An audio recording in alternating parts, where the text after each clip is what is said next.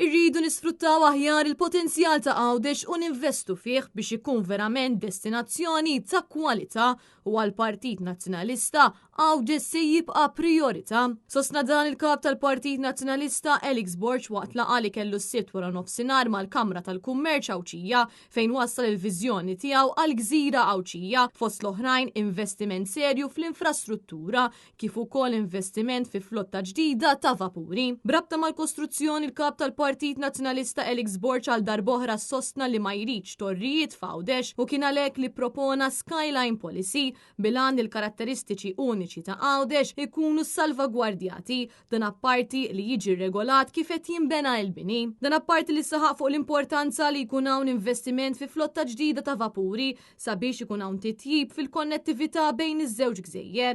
Il-kap tal-Partit Nazzjonalista spjega li nistgħu nisfruttaw il-gastronomija, snajja u kultura f'Għawdex sabiex nattiraw turisti ta' kwalità. Hija xi ħaġa pożittiva wkoll li l-Partit Nazzjonalista għandu diversi wkoll proposti u l-viżjoni tal-Partit Nazzjonalista wkoll telajnja ma' dak tal-Business Chamber.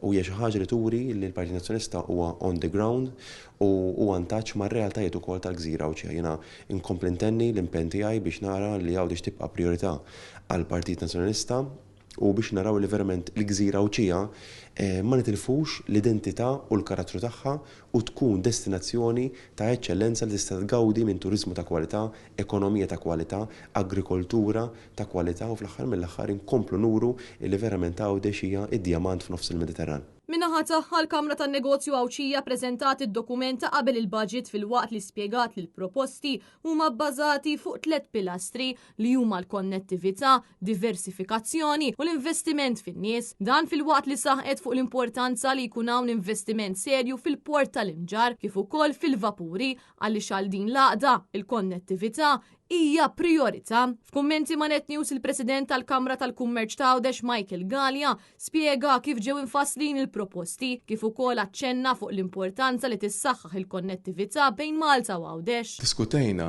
it-temi prinċipali tagħna aħna rridu naraw aċċessibilità aktar b'saħħitha, rridu naraw ekonomija aktar diversifikata u rridu wkoll investiment fil-nies u fil-ħaddiema ta' Għawdex.